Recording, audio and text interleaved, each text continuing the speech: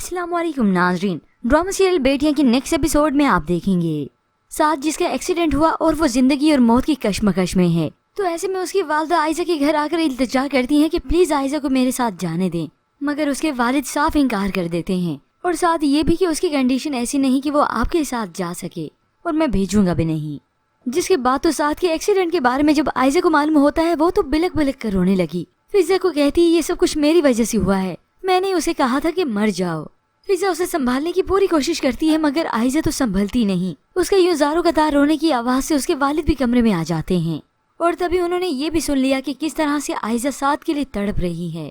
अब एक वालिद अपनी अनाज छोड़े या अपनी बेटी की खुशियों को देखे, उनके लिए अब के बार बल्कि इस मोड़ पर यह फैसला करना बहुत ही मुश्किल हो चुका है। जबकि दूसरी जानिब साथ की तबीयत अब काफी बेहतर हो चुकी है, वो होश में आ जाता है। मगर इसके बाद तो आयशा के वालिद पर एक और आजमाइश तब आन पड़ती है जब पूरे मोहल्ले वाले इकट्ठे होकर उनके घर आते हैं और तभी उन पर और उनकी बेटी पर कीचड़ उछालने लगे। पहले आपकी बेटी शादी छोड़कर भाग गई और फिर उसके पीछे लड़का बार बार यहाँ इसके घर आता रहा और अब तो इन मोहल्ले वालों ने ये सब कुछ बर्दाश्त करने से साफ इनकार कर दिया, बल्कि ये कह दिया कि इस बदकिरदार लड़की को हम भला कैसे बर्दाश्त कर सकते हैं। अब अंदर खड़ी हुई सारी बेटियां ये सब कुछ सुन रही थी।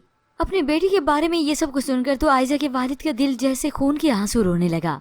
ये सुनकर तो फुप्पो भी परेशान हो जाती है। वो फुप्पो जो बात बात पर इन सब बच्चियों को ताने देती थी, आज ही तो इन सब का एहसास होने लगा है कि ये सब कुछ गलत है। मगर फिर भी बस इसके बाद आप देखेंगे आयशा जिसका रिश्ता तो होना नहीं, मोहल्ले भर में वो बदनाम होकर रह चुकी है।